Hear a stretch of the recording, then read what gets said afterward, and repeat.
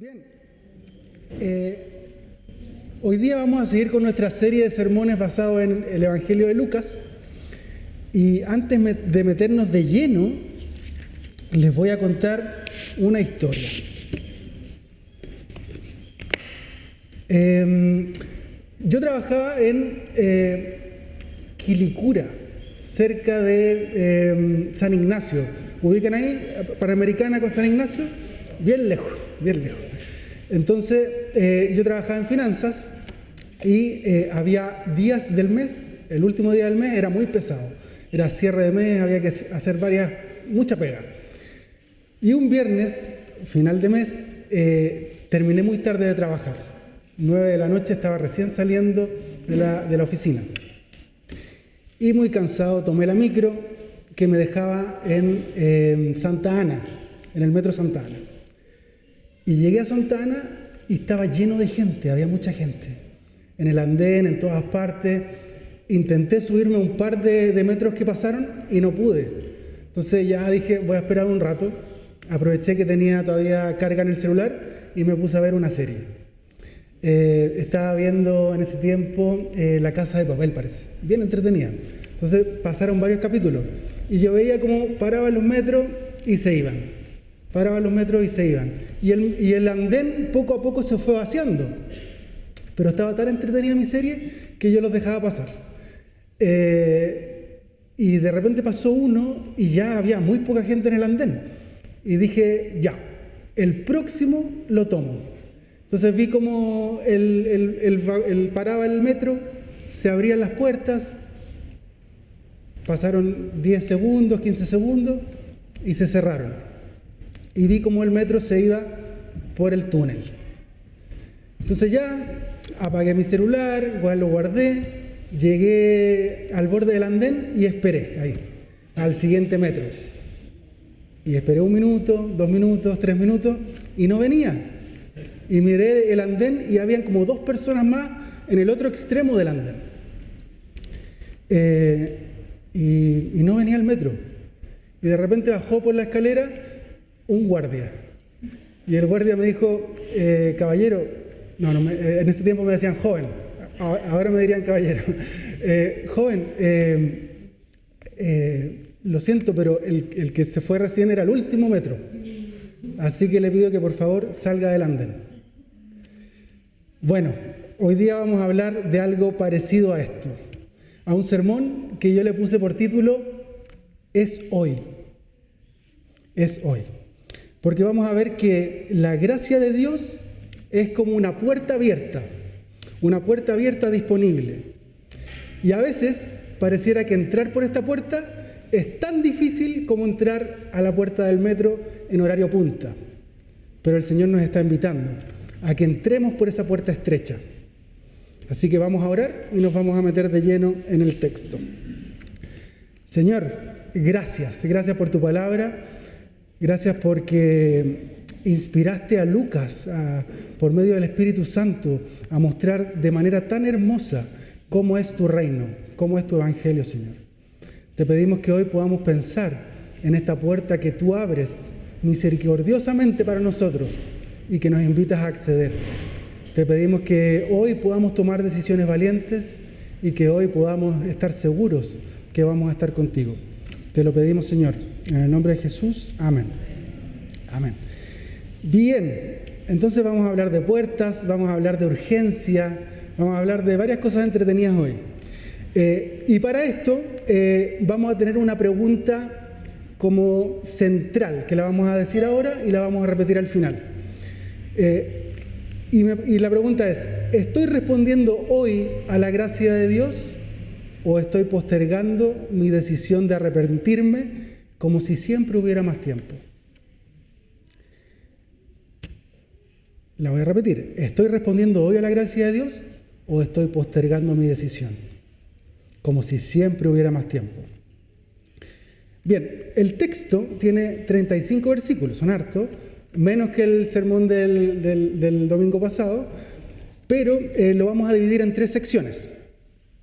Y la primera sección que vamos a ver están de los versículos del 1 al 9. Y la primera sección la vamos a llamar que Jesús la gracia urge de un arrepentimiento antes que sea tarde. Entonces vemos que se acercan unas personas a contarle dos noticias trágicas a Jesús. Es como si pusiéramos a las 9 de la noche las noticias. Eso mismo le pasó a Jesús. Escuchó dos desgracias. La primera es que había unos galileos que fueron asesinados. Algo terrible. Estos galileos estaban haciendo un sacrificio propio de lo que ellos creían, ofreciendo sacrificio a Dios, y lo que ocurre es que Pilato manda a matar a esos galileos. Y se mezcla la sangre de los sacrificios que ellos estaban haciendo con la sangre de los propios galileos. Entonces, una tragedia terrible, una violencia política, una muerte injusta, una profanación religiosa incluso. Y además, se menciona de otra tragedia, de una torre que había en Siloé que se derrumbó. Y esta torre mató a 18 personas. Terrible. Parecido a lo que vemos en las noticias, ¿no? Entonces, las personas cuentan de estas tragedias probablemente con una percepción equivocada. Como preguntándose, ¿qué habrán hecho esas personas que Dios los castigó? Probablemente algo habían hecho mal que Dios los castiga de esta manera. Pero Jesús pone el foco en algo muy diferente. Él no permite que las personas usen la tragedia ajena para despreocuparse de su propia moral y para sentirse moralmente superiores a otros. Y Jesús dice, ¿piensan que estos galileos, porque murieron y padecieron tales cosas, eran más pecadores que otros galileos? ¿Y qué dice Jesús? Les digo que no. Antes, si no se arrepienten, todos morirán igualmente. Es decir, estas personas que estaban con Jesús pasaron de comentar un hecho externo a algo que les afectaba personalmente. Están pensando en los otros, pero no están pensando en ustedes. El punto de Jesús aquí no es negar el pecado, tampoco es decir que no vivimos en un mundo caído. El punto es impedir que se use el dolor ajeno para evitar examinar mi propio corazón. La tragedia no puede llevarnos a un orgullo espiritual, sino a la humildad. No debe hacernos pensar, ellos eran peores. Debe despertarnos a pensar, mi vida, al igual que la de ellos, es frágil. En cualquier momento se me puede caer una torre encima. En cualquier momento alguien puede cometer pecado contra mí. ¿Estoy preparado para ese instante? ¿Estoy bien parado para afrontar ese momento? Si no se arrepienten, dice Jesús, todos morirán igualmente. Esto es fuerte, pero también es misericordioso. Jesús no está jugando con el miedo, sino que está despertando. Despierten, no estén durmiendo. Les está diciendo, no vivan como si siempre hubiera más tiempo. No usen la vida de otros para distraerse de su propia necesidad. El arrepentimiento no es solo sentir culpa, es volverse a Dios. Es reconocer el pecado, soltar la autosuficiencia y dejar de justificarse y volverse al Señor con un corazón rendido.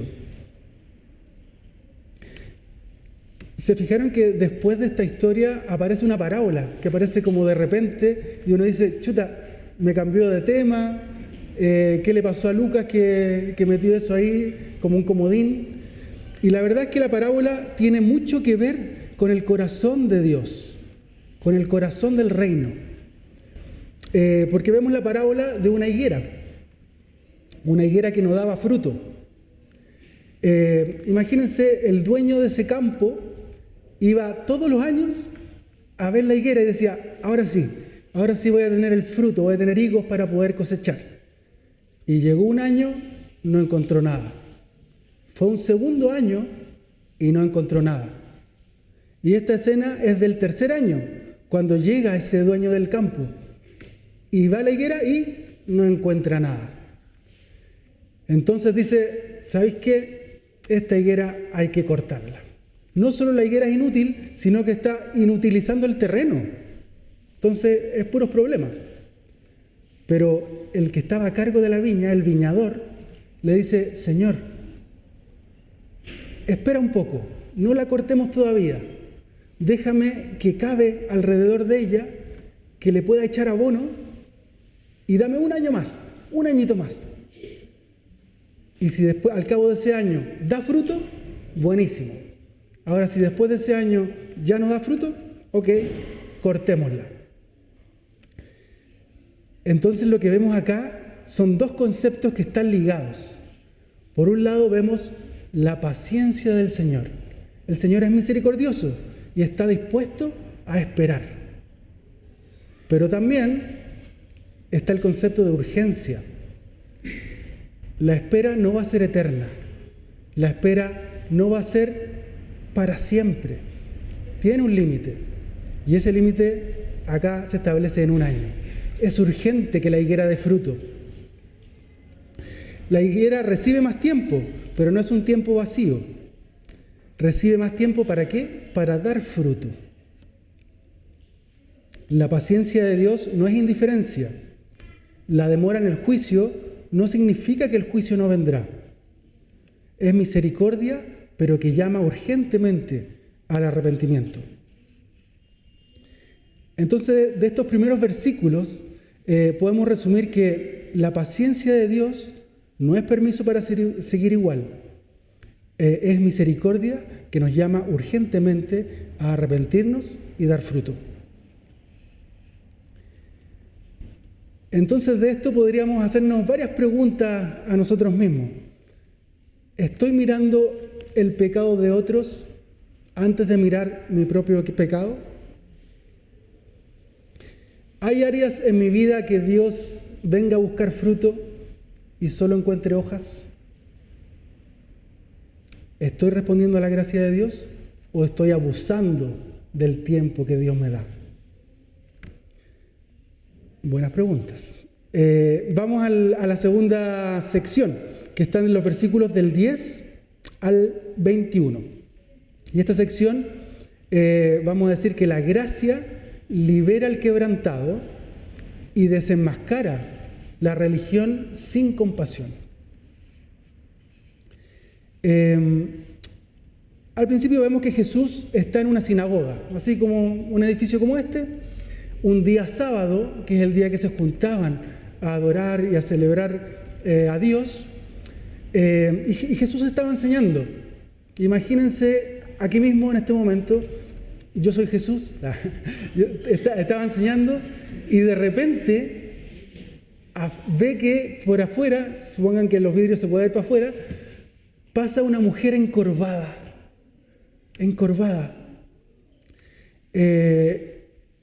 Y Jesús dejó de enseñar y fue a mirar a la mujer encorvada. Ahora, Lucas nos agrega más antecedentes. Nos dice que esta mujer encorvada llevaba 18 años en esa condición, que tenía un espíritu satánico que se había apoderado de ella. Imagínense, esa pobre mujer por 18 años mirando sus pies sin poder erguirse. Imagínense la invalidez que significa eso, que necesita estar acompañada todo el tiempo para hacer sus cosas. Imagínense el dolor. Imagínense la vergüenza social de presentarse así frente a cualquier persona. Entonces, cuando Jesús ve a esta mujer, no queda indiferente. Jesús la llama, interrumpe su enseñanza y la llama. Y le dice, mujer, eres libre de tu enfermedad. Luego le pone las manos sobre ella y al instante ella se endereza y comienza a glorificar a Dios. Entonces esta escena muestra el corazón del reino.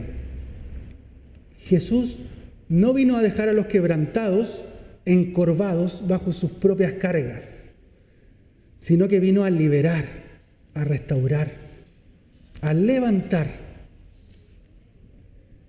La gracia de Dios no solo perdona a culpables, sino que levanta a los encorvados, a los quebrantados. Ahora, este milagro que hace Jesús no queda indiferente en la sinagoga, porque había un encargado de la sinagoga, un principal, y que se enojó, que dijo que estaba molesto, porque habían sanado a una mujer en un día sábado en que no se podía trabajar. Miren lo que dice este principal de la sinagoga. Dicen: 6 días hay en que se debe trabajar. En estos, pues, venid y sed sanados, y no en el día sábado. Entonces Jesús contesta con mucha potencia, una respuesta llamándolo hipócrita a este principal. Les dice: ustedes desatan a animales para llevarlos a beber un sábado. Claro, imagínense, ustedes tienen, no sé, alguno tendrá mascota. Imagínense que nosotros fuéramos religiosos y dijéramos: el domingo no se trabaja porque el domingo es del Señor. Pero ¿no le van a dar agua a su perrito, a su gatito? ¿No le van a dar comida a su perro, a su gatito ese día? ¿No lo van a sacar a pasear porque es una necesidad de ellos? Sí hacemos eso. Entonces, si ellos también alimentan a sus animales, ¿cómo no vamos a sanar a alguien que necesita sanidad? La respuesta de Jesús es poderosa. El sábado debía recordar el descanso, vida y liberación, que es lo que hace Dios, pero se estaba convirtiendo en una carga religiosa. La religión había perdido el corazón de Dios. Ahora, de nuevo volvemos a 2 parábolas. O sea, de nuevo ahí Lucas inserta 2 parábolas que dicen, como de nuevo me cortaron la historia y me pusieron 2 parábolas, y están muy relacionadas con lo que acabamos de ver. Porque vemos la parábola de la semilla de mostaza y de la levadura. ¿Cómo es la semilla de mostaza? Muy pequeñita, más chiquitita que la yema de un dedo, mucho más chiquitita. Y se relaciona profundamente con la sanidad de la mujer encorvada. Porque a lo mejor para este sacerdote que esta mujer sea liberada era un milagro menor. No era una gran liberación de muchas personas, no se estaba alimentando a 5.000 personas que no tenían comida. Estaban sanando a una mujer. Pudiera ser algo poco importante. Pero Jesús está diciendo: el reino de Dios es como una semilla de mostaza, que después crece y forma un árbol, y en ese árbol los pájaros hacen nido. Lo que ustedes están viendo acá adelante, esta mujer que está siendo sanada, es el reino de Dios frente a sus ojos. Ella está siendo liberada y está comenzando a alabar y adorar a Dios. La semilla es pequeña, el milagro pareciera pequeño, pero es grande, porque pueden alabar a Dios después de eso. Ahora, la semilla crece, y la levadura, ¿qué hace con la masa? La transforma, impacta, y la levadura pareciera invisible. ¿Han visto que hay harina con polvos de hornear? Bueno, milagrosamente hace como que crezca la masa, es un milagro. Cuando uno ve el horno y ve que va creciendo algo, ¡wow! Pareciera un milagro. Bueno, el reino de Dios es como la levadura. La levadura no solo hace crecer, sino que transforma todo. La mujer no solo se sanó, no solo se enderezó, sino que comenzó a vivir una vida de adoración a Dios. no solo convierte el exterior, sino que también el interior de las personas. Como frase de esta sección podemos decir que la gracia de Cristo no deja a los quebrantados, a los necesitados encorvados, ni permite que la religión use formas para pasar de largo frente al dolor. Entonces podríamos preguntarnos, ¿estoy viendo yo a los necesitados como Jesús los ve? ¿Me alegro con la misericordia de Dios? ¿O me incomoda si es que esto rompe mis esquemas? ¿Creo que el reino de Dios sigue obrando aunque parezca lento, aunque parezca pequeño? Bien, pasemos a la tercera sección, que está de los versículos del 22 al 35. Y aquí vamos a hablar de la puerta, porque la puerta es estrecha, pero no basta con estar cerca de la puerta. Jesús sigue caminando. ¿Y hacia dónde va caminando? Hacia Jerusalén. Va caminando hacia Jerusalén. Y le preguntan a Jesús una pregunta que a lo mejor muchas veces nos hemos hecho. Señor, ¿son pocos los que se salvan? Y es una buena pregunta. ¿Son pocos los que se salvan o son hartos los que se salvan? ¿Estadísticamente serán más los que se salvan o más los que no se salvan? Probablemente eso estaba como en el corazón de la pregunta que le hacían a Jesús. Pero Jesús no responde esta pregunta de forma estadística. Tampoco hace especulaciones respecto a si serán más los que se salvan o más los que no se salvan. Jesús transforma esta pregunta y la vuelve algo, un llamamiento personal. Porque Jesús, ¿cómo responde? Dice, esforzaos a entrar por la puerta angosta. ¿Serán más los que se salvan o serán más los que no se salvan? Jesús dice, ¿estás tú adentro? ¿Eres tú salvo? Esa es la pregunta importante. No cuántos se salvan o cuántos no se salvan, sino, ¿estás tú dentro de los que se salvan? Jesús advierte que muchos intentarán entrar y no podrán, porque llegará un momento en que, al igual como a mí me pasó, no van a abrir más metros. La puerta se va a cerrar. Y yo voy a tratar de correr detrás de ese metro, pero ya no hay opción. Aquí la Biblia dice, el dueño de casa se levantará y cerrará la puerta. Justamente hoy día, esta semana me pasó que nosotros, la reja de la casa, en invierno, se abre sola. Es muy fácil robar en mi casa. Hay un dato para los que quieran robar. Se abre sola, o sea, uno hace así y se abre. Entonces nosotros arcaicamente pusimos un candado de bicicleta. Entonces esa cadena de bicicleta tiene un candado y tenemos solo una llave. Entonces yo cuando me voy a la mañana abro y la dejo en la casa. Y me pasó que al volver del trabajo llegué a la casa y llamé por celular porque no hay timbre tampoco en la casa. Llamé por celular y no me contestaban. Llamé al WhatsApp, tampoco me contestaban. Incluso el reloj de Catalina, mi hija, está sincronizada con mi celular. Entonces yo desde mi celular puedo hacerlo vibrar. Y lo intenté y no pasaba nada. Tampoco funcionó.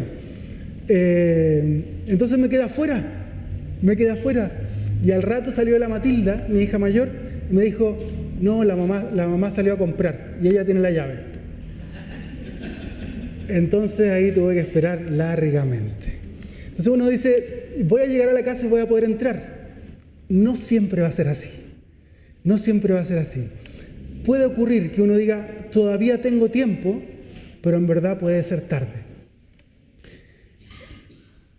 Jesús, y las personas pueden decir, delante de ti he comido y he bebido. tú enseñaste en nuestras plazas. Pero en ese momento el Señor responderá, no sé de dónde son, no los conozco. Apártense de mí, hacedores de maldad.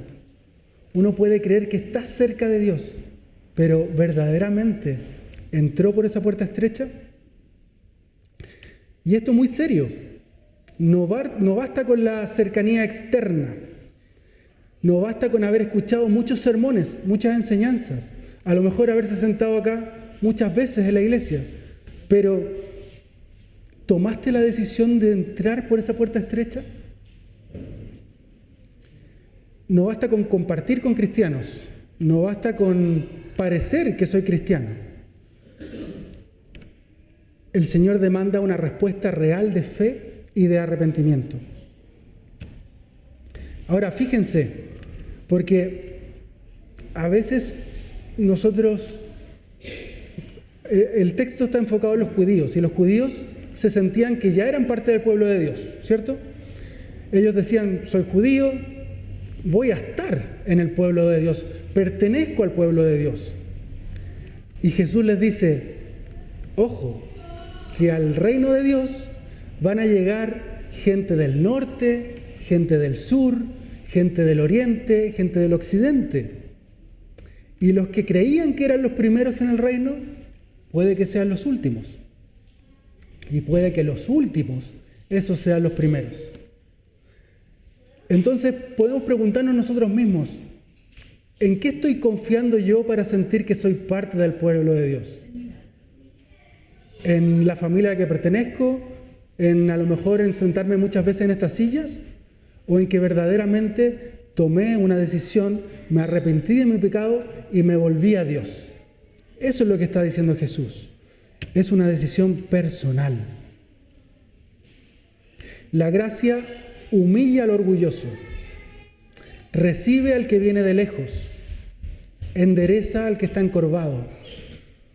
El reino no se hereda por apariencia, por tradición, por cercanía, sino que se entra a la puerta que solo es en Cristo Jesús.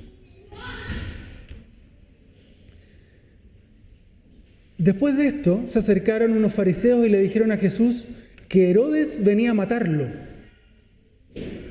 Y Jesús iba camino a Jerusalén, ¿recuerdan? Y Jesús le responde con fuertes palabras a Herodes. Y dice, lo trata como aquel zorro. En otras versiones dicen aquella zorra. Algo despectivo respecto a quién era Herodes. Porque sabía que iba a ocurrir con él. Pero sin embargo, Jesús toma una decisión valiente. Sigue su camino a Jerusalén, sabiendo lo que le iba a pasar. Mira lo que dice Jesús. Jerusalén, Jerusalén, que matas a los profetas, que apedreas a los que te son enviados. ¿Cuántas veces quise juntar a tus hijos como la gallina a sus polluelos debajo de sus alas, y no quisiste? Es un lamento profundo. Sabe que la capital de Israel, Jerusalén, que era donde había sido llamado el pueblo de Dios, estaba desechando a quien era enviado por Dios. Y es un lamento profundo porque Jesús dice, ¿cuántas veces los quise tener bajo mis alas? Muy tierno, una imagen de querer salvar a aquellos que lo están desechando, pero ellos no quisieron. Entonces aquí vemos el corazón de Cristo, que no es un juicio con frialdad, sino que es un juicio que llora amargamente por una ciudad que no quiere ser salvada, una ciudad que se resiste, una ciudad que no quiere entrar por la puerta angosta.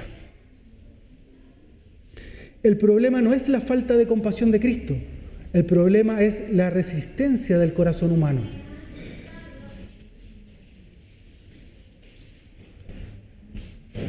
Entonces podríamos preguntarnos, ¿estoy cerca de Jesús solo externamente o ya tomé la decisión de entrar por esa puerta? ¿Estoy confundiendo cercanía religiosa con verdadera fe? ¿Estoy postergando una respuesta que debo dar hoy? Lucas 13 es una verdad incómoda, pero muy necesaria. Es como cuando un día lunes a las 7 de la mañana, 7:30 de la mañana, la mamá está apurando a su hijo y le dice: hijo, apúrate, lávate los dientes rápido, vístete porque vas a llegar atrasado al colegio. Apúrate, apúrate, apúrate. Y los hijos, ya, sí, ya. Y los niños se sienten incómodos. Ya me está molestando mi mamá, qué incómodo que me apuren. Pero la mamá sabe mejor que el hijo que si no se apura va a llegar tarde al colegio. Asimismo, y la mamá hace esto porque ama a sus hijos. Y asimismo, Jesús hoy nos está apurando, nos está diciendo: es hoy, porque mañana puede ser tarde. Y te lo digo hoy porque te amo. Y te lo digo hoy porque quiero que estés en mi reino y no tienes que postergar más esa decisión. La puerta está abierta. Esa es la gracia de Dios. Pero porque está abierta es que Jesús nos está invitando a entrar. No sabemos cuánto tiempo va a estar abierta esa puerta, pero puede que mañana se cierre. La gracia no solo consuela, sino que también te despierta, te alerta. La gracia te llama a tomar una acción hoy. La pregunta no es si la puerta está abierta, la pregunta es: ¿qué vas a hacer mientras esa puerta continúa abierta? Oremos. Señor, esta mañana quiero darte gracias. Gracias por Lucas 13. Gracias porque tu palabra es clara y es un llamado a no seguir postergando una decisión importante, quizás la decisión más importante de nuestras vidas: poder entrar a tu reino, Señor. Gracias porque por medio de Jesús tú abres esta puerta y no hay otro camino, Señor. Motívanos, Señor. Empújanos a dar ese paso de fe, a arrepentirnos y volvernos a ti. Oro por mis hermanos que estén en esta disyuntiva y oro porque nos des un corazón atento a aquellos que están quebrantados hoy y que necesitan ser restaurados, Señor. Danos tu corazón y permite que la iglesia San Lucas sea una iglesia que se preocupe de quien necesita ayuda, Señor. Y una iglesia que esté dispuesta a servir, Señor. Hazlo tú, en el nombre de Jesús. Amén.